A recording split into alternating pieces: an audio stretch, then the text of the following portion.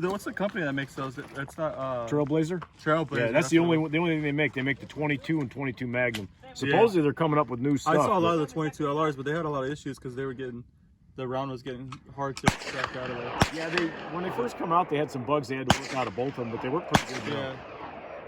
Check it out, Trailblazer. Get in there, dude. lifeCard and 22 Win Mag. You got that wrong.